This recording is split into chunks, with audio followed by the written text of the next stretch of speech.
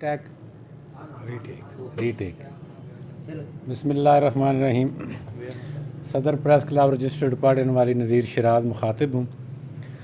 आज press club पढ़ने वाली रजिस्टर्ड का बाकायदा अभी थोड़ी देर पहले इजलास हुआ है और हमारे पेश नज़र वही रूरल हेल्थ सेंटर पढ़ने वाली का इशू था। ये एक अवामी इशू है। एक वीमेन मेडिकल ऑफिसर जो यहाँ पे हाज़िरी नहीं दे रही थी और अमलन हाज़िर नहीं थी, लेकिन रजिस्टर पे वो हाज़िरी उनकी लगाई जा रही थी।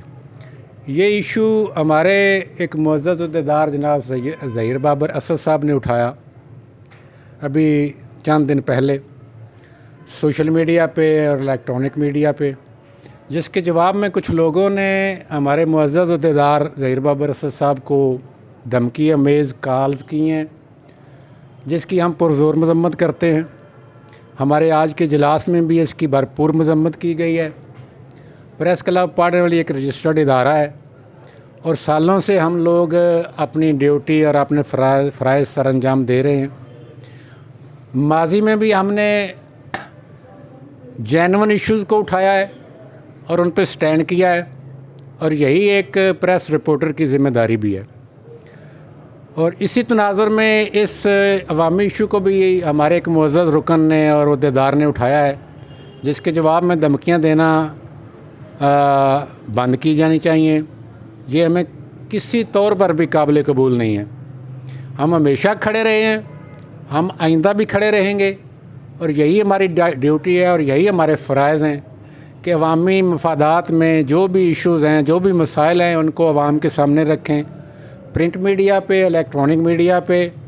और ये हमारा काम है और ये काम हम करते रहेंगे और किसी रुकावट, किसी धमकी से मरऊब नहीं होंगे। ये फ़रौनियत वाला लहजा हमें कबूल बिल्कुल भी नहीं है। हमने जब स्टैंड किया है तो इंशाल्लाह इसको मनतकी इंजाम तक पहुँचाएँगे।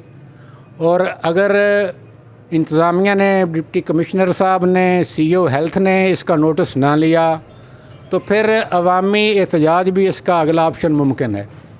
हम पढ़ने वाली से बिलोंग करते हैं, हम अपने इश्यूज़ को समझते हैं, जानते हैं और पूरी तरह आगाह हैं कि इंचार्ज साहब की गफलत भी है कि उनको सब मालूम था, लेकिन उन्होंने इसका नोटिस नहीं लिया और इसका नोटिस लिया जाना चाहिए था।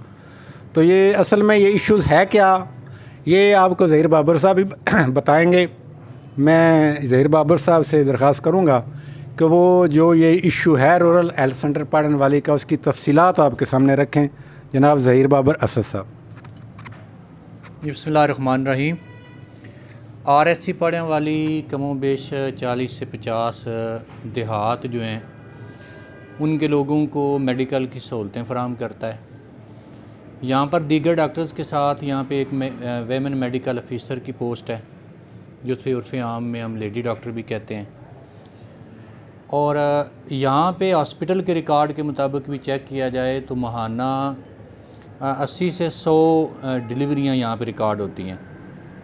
और यहाँ पे आने वाले जो लोग हैं वो ज़्यादातर नहायत ही गरीब लोग यहाँ पे आते हैं, क्योंकि इस महंगाई के ज़माने में प्राइवेट हॉस्पिटल में जाके किसी गरीब आदमी के लिए डिलीवरी करवाना नहायत ही अज़ाब है। लोग जब अपना चूल्हा गर्म रखने में मसरूफ़ हैं और उनके लिए मुश्किलात पैदा हैं, तो ज़ाहिर है कोई गरीब कैसे 80-90 हज़ार रुपया जाके प्राइवेट हॉस्पिटल में दे सकेगा। हमने जब इस चीज़ का यहाँ पे पढ़ने वाली में जायज़ा लिया कि आखिर पढ़ने वाली में वेमेन मेडिकल ऑफिसर क्यों नहीं है, तो तहकीक करने पे पता ये चला कि 7 दिसंबर 2022 से एक ख़ातून यहाँ पे अपॉइंट हैं। वो अपनी हाज़िरी बाकायदगी से लगाती हैं, लेकिन अमलन उन्होंने एक दिन भी आके ना OPD में बैठकर और ना कोई इमरजेंसी कॉल यहाँ पे अटेंड की है। पिछले दिनों कुछ वाक़यात इस तरह के हुए हैं जो हम यहाँ पे बयान नहीं कर सकते, कि जिसमें बड़े संगीन किस्म के हादसात होते होते बचे हैं। यहाँ पे माँ और बच्चा दोनों की ज़िंदगियाँ यहाँ ख़तरे के अंदर डाली गई हैं। हमने इस इशू को उठाया कि एक पब्लिक सर्वेंट है, एक सरकारी मुलाजिम है, डॉक्टर है, वो यहाँ पे अपॉइंट है, एडहॉक बेस पे है, तबादला नहीं हो सकता, ट्रांसफ़र नहीं हो सकती पंजाब के लॉ के मुताबिक। तो उसे यहाँ पे आके ड्यूटी देनी चाहिए और इन 40-50 जो देहात हैं इनके गरीब लोगों के लिए जो सहूलत गवर्नमेंट ने यहाँ पे फराहम की है वो सर्विस उसे देनी चाहिए, लेकिन वो सर्विस नहीं दी जा रही और घर बैठकर तनख्वाह वसूल की जा रही थी। इसकी जब हमने पोस्टें लगाईं, इस मसले को रेज़ किया, इसमें खुशहाल पड़ने वाली सोसाइटी पूरा इलाका ज़ाहिर है चाहता है, हर एक का मफाद इस हॉस्पिटल के साथ वाबस्ता है, हर एक के लिए ये बनाया गया है, गवर्नमेंट ये सहूलत हम सब के लिए दी है। तो जब हमने ये किया है तो मुख्तलिफ़ अफराद की तरफ से पोस्टें डिलीट करने और तहकीर अमेज़ लहजा और धमकियों वाले लहजे के अंदर इसके नताइज की जो हैं वो धमकियाँ हमें दी गई हैं। तो हमने चूँकि ये मसला किसी ज़ाती या सियासी बुनियादों पे नहीं उठाया, ना इसमें किसी बंदे की ज़ात या अना जो है वो मुलव्वस है, हमने खालिस्तन ये पब्लिक वेलफेयर का मामला है, मफाद आमा का मसला है, इसको हमने उठाया है। और यहाँ पे जो लेडी डॉक्टर अपॉइंट हैं उन्हें अपनी ड्यूटी यहाँ पे करनी चाहिए और लोगों को रिलीफ मिलना चाहिए, और इसी के लिए हमने ये मसला भी उठाया। हमारा किसी के साथ कोई ज़ाती दुश्मनी नहीं, लेकिन अगर कोई इसको ज़ाती दुश्मनी बनाकर हमें मफाद आमा के मसाइल को उजागर करने से रोकने की कोशिश करेगा तो वो ये भूल जाए कि हम किसी के दबाव में आ जाएंगे। ना कभी हमने ब्लैकमेलिंग की है, ना कभी पैसे लिए हैं, ये सारी पब्लिक सुन रही है, ये पूरा सोशल मीडिया सुन रहा है। कोई बंदा आके बताए कि प्रेस क्लब पढ़ने वाली के किसी मेंबर ने या मैंने जो इस मसले को सबसे पहले उठाने वाला हूँ, कभी किसी से कोई रुपया धेला लिया है, कभी किसी की इज़्ज़त उछालने की कोशिश की है। तो इंशाल्लाह एक जेन्युइन मसला है।